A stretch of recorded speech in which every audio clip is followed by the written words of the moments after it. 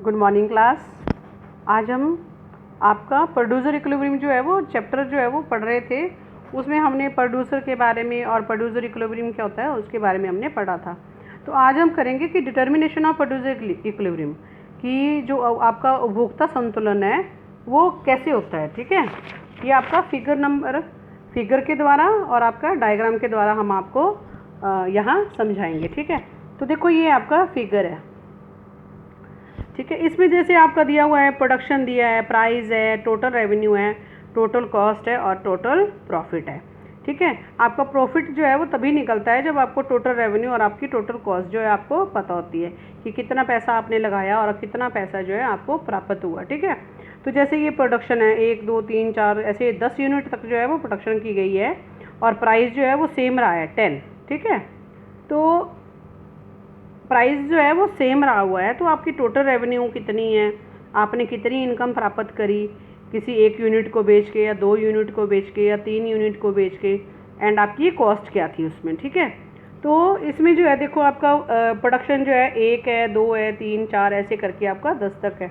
आपका प्राइस जो है वो कांस्टेंट है, 10 ही रखा हुआ है। ठीक है, टोटल रेवेन्यू आप 10 रुपीज़ का प्राइस है, आप 0 प्रोडक्शन कर रहे हैं तो 0 रेवेन्यू है, कोई इनकम नहीं है आपकी 10 रुपीज़ प्राइस है, आपने एक प्रोडक्शन करा तो आपने टोटल रेवेन्यू कितना हो गया, आपका इनकम 10 रुपये होगी क्योंकि आपने एक यूनिट प्रोडक्शन करी और प्राइस आपकी 10 है। ठीक है, ऐसे आपका 2 है तो 10 मल्टीप्लाई बाई 2 20 हो गया, 10 मल्टीप्लाई बाई 3 30 हो गया। आप ऐसे ही 100 तक जो है वो आपका आ जाता है। ठीक है, नेक्स्ट है आपका टोटल कॉस्ट, कि एक चीज़ को बनाने में आपके कितने पैसे लगे हैं। ठीक है, तो आपकी 15 देन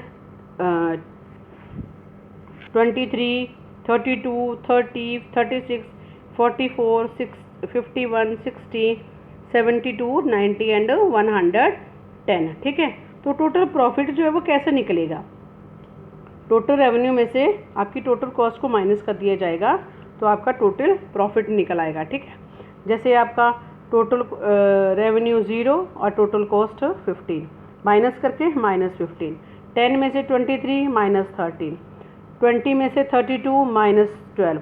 ये माइनस का मतलब है कि इस समय आप किस में है, लॉस में है। ठीक है ना, नहीं हो रहा है, आपकी कॉस्ट जो है वो ज़्यादा है, आपकी रेवेन्यू जो है वो कम है।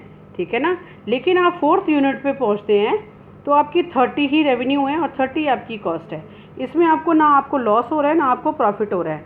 ठीक है ना, आपका मतलब नो प्रॉफिट नो लॉस। ठीक है, तो अब नेक्स्ट आपका टोटल रेवेन्यू है 40, आपकी कॉस्ट है 36, यानी कि आपको इसमें 4 रुपये का क्या हो गया, फ़ायदा हो गया। नेक्स्ट आपका 50 है देन 44 है, आपको 6 रुपये का फ़ायदा हो गया। आप 70 है देन 60, आपको 10 रुपीज़ का फ़ायदा हो गया।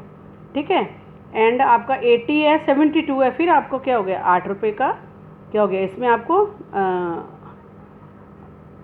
कॉस्ट आपकी कम है, 8 रुपये का फ़ायदा हो गया। ठीक है, आपकी रेवेन्यू 90 है, आपको 90 ही आपको कॉस्ट है, तो यहाँ भी आपकी क्या होगी, 0, यानी कि आपको ना प्रॉफिट ना आपका लॉस। आपकी रेवेन्यू 100 है, आपका कॉस्ट 110 है, यानी कि आपको फिर लॉस में जा रहे हैं आपको 10 रुपये का घाटा हो रहा है। ठीक है, तो ये जो आपकी प्लस वाले साइन है इट मीन्स आपको ये प्रॉफिट है, और यहाँ पर आपको 10 रुपये आपको मैक्सिमम प्रॉफिट है। कौन सी यूनिट पे, 7th यूनिट पे। प्राइस 10 है, आपकी रेवेन्यू 70 होगी, इनकम 10 मल्टीप्लाई बाई 7 70, एंड आपकी कॉस्ट जो है वो 60 है। ठीक है, तो यहाँ पर जो है आपको 10 रुपये का फ़ायदा आता है, यानी कि मैक्सिमम प्रॉफिट आता है। ठीक है, और इसके बाद जो है प्रॉफिट फिर कम होना शुरू हो गया, आपका 8 पे आ गया, देन आपका 0 पे चला गया और उसके बाद आपका माइनस में चला गया, यानी कि लॉस में आ गया। ठीक है, तो ये जो टेबल है वो शो करता है कि showing quantity of production 2 and price 3। ठीक है ना, 2 प्राइस और 3 revenue, 4 cost, 5 total profit. This table has been drawn on the assumption that a producer is manufacturing the product in perfectly competitive market। ये जो है प्रोडक्शन कहाँ हो रही है, परफेक्टली कम्पिटिटिव मार्केट में हो रही है। तो ये रीज़न है कि the producer is selling different quantities of the product at the same price. इसमें जो है प्रोड्यूसर जो है वो डिफरेंट आपकी जो है क्वांटिटी जो है वो सेल कर सकता है, तो इसमें ठीक है ना आपकी, क्योंकि ये जो है सेम प्राइस के ऊपर।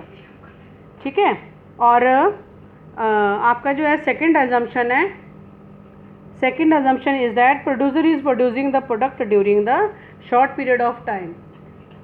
So that the case even there is no production initially. ठीक है, he has to spend ₹15 as a fixed cost. ठीक है, उसमें 15 रुपये जो है फिक्स कॉस्ट के ऊपर जो उसने लगाए हुए हैं. As soon as the producer increases the production, total cost and the total revenue start increasing. ठीक है ना, total production and total cost total revenue start increasing. ठीक है, तो यहाँ पर जो है आपका जहाँ पर जो है प्रॉफिट होता है उसको, जहाँ पर उसको पैसे बचते हैं वो प्रॉफिट होता है. ठीक है, और जहाँ पर उसको पैसे नहीं बचते हैं वहाँ पर उसको लॉस होता है. मैक्सिमम प्रॉफिट उसको 7th यूनिट पे हुआ है. ठीक है, तो यहाँ पर उसको प्रॉफिट हो रहा है, मैक्सिमम प्रॉफिट हो रहा है 10, जो आपकी 7th यूनिट है उसमें उसको 10 रुपये जो है वो मैक्सिमम प्रॉफिट होता है. ठीक है, और producer will produce less or more output because as a result of this as unit profit will reduce because zero or even negative. यहाँ पर जो है ज़ीरो फिर नेगेटिव हो जाता है. ठीक है, तो प्रोडक्शन इक्विलिब्रियम में कहाँ होता है, यानी कि उसका प्रोड्यूसर इक्विलिब्रियम में कहाँ आएगा, जहाँ पर उसको मैक्सिमम प्रॉफिट होगा. ठीक है, तो इसको डायग्राम के द्वारा भी हम एक्सप्लेन कर सकते हैं. जैसे आपका ये डायग्राम दिया हुआ है. ठीक है, इसमें ओ एक्स एक्सिस पे क्या है आपका आउटपुट है एंड ओ वाई एक्सिस पे आपका रेवेन्यू और कॉस्ट दिया हुआ है. ठीक है, and the total revenue curve जो है टी आर है and it is a straight line signifies that the price of the commodity is fixed. इसमें जो है आपका जो आपका टी आर का मतलब है, अगर वो स्ट्रेट लाइन है तो आपकी जो है प्राइस जो है कमोडिटी की क्या है, फिक्स है. और T see the total cost curve है आपका एंड टी पी सी जो है represent the total profit curve. ये जो आपका टी पी सी है, ठीक है, ये आपका टी पी सी है, ये टोटल प्रॉफिट कर्व है. ठीक है, और इसमें जो है when the firm produces less than O M I. ठीक है ना, आप इससे जो है कम अगर वो प्रोड्यूस करता है प्रोड्यूसर, तो इट इनकर्स लॉस. इसमें क्या होएगा, लॉस होएगा, क्योंकि आपकी जो है total cost is more than the total revenue. ठीक है ना, ये देखो टोटल कॉस्ट जो है आपकी ये है और टोटल रेवेन्यू आपकी ये है. इसके नीचे प्रोडक्शन होएगी तो आपका टोटल कॉस्ट ज़्यादा है और टोटल रेवेन्यू क्या है, कम है. इसके नीचे वो प्रोडक्शन नहीं करेगा. ठीक है, and when firm produces OM1 units then it incurs neither any loss no does it make any profit. इसमें जो है OM1 में उसको ना ही लॉस है ना ही उसको प्रॉफिट है. ठीक है, तो इसमें जो है because as this in output ये total cost is equal to its total revenue. इसमें जो टोटल कॉस्ट है आपकी टोटल रेवेन्यू के इक्वल होती है. इसमें जो है इसको ब्रेक इवन पॉइंट भी बोला जाता है. ठीक है, क्योंकि because at this point both profit and loss are zero. इसमें जो ब्रेक इवन पॉइंट है, ठीक है, जो आपका ये ब्रेक इवन पॉइंट बताया हुआ है जहाँ पर टोटल कॉस्ट और टोटल रेवेन्यू आपकी इक्वल होती हैं ये. ठीक है, ये ब्रेक इवन पॉइंट है. इसमें जो है आपको ना आपको प्रॉफिट है ना आपको लॉस है. और ये जो आपका नेक्स्ट है इसमें between any level of output M1 और M2, ये जो M1 और M2 है, ठीक है, फ्रॉम अर्न्स प्रॉफिट. ठीक है, तो in this situation total revenue is more than the total cost. इसमें आपकी टोटल रेवेन्यू जो है वो ज़्यादा है टोटल कॉस्ट से. तो आफ्टर दिस पॉइंट बी total curve is above T R, यानी कि टोटल कॉस्ट जो है वो टोटल रेवेन्यू से ज़्यादा है. ठीक है, तो इसमें जो होता है कि when firm produces OM amount of output, जब जो है OM अमाउंट ऑफ आउटपुट जो प्रोडक्शन करती है, ठीक है, तो इट इज़ क्लीन दैट या it is clear that total profit cost that firm is getting maximum profit. इसमें जो है मैक्सिमम प्रॉफिट जो है टोटल प्रॉफिट कब इसके बाद. ठीक है ना, यहाँ आपका ये जो है ये जो आपका M2 पॉइंट है, ठीक है ना, इसमें टोटल ये प्रॉफिट जो है वो मैक्सिमम प्रॉफिट है. ठीक है, क्योंकि OM जो है amount of output TPC begins to slope downward. इसके बाद जो है वो स्लोप डाउनवर्ड होनी शुरू हो जाती है. ठीक है, तो firm will be equilibrium at a OM. तो फर्म जो है वो इक्विलिब्रियम में कहाँ होएगा, OM में होएगा. कहाँ, वहाँ पर जो है उसको मैक्सिमम प्रॉफिट जो है वो मिल रहा है. ठीक है, तो इस शॉर्ट में जो है ये producer is in equilibrium in the short period when he earns maximum profit. ठीक है, जहाँ पर उसको मैक्सिमम प्रॉफिट होता है वहाँ जो है वो इक्विलिब्रियम में होता है. ठीक है, और वियर्स मैक्स मिनिमम लॉस, उसको कम से कम जो क्या होता है लॉस होता है. However in the long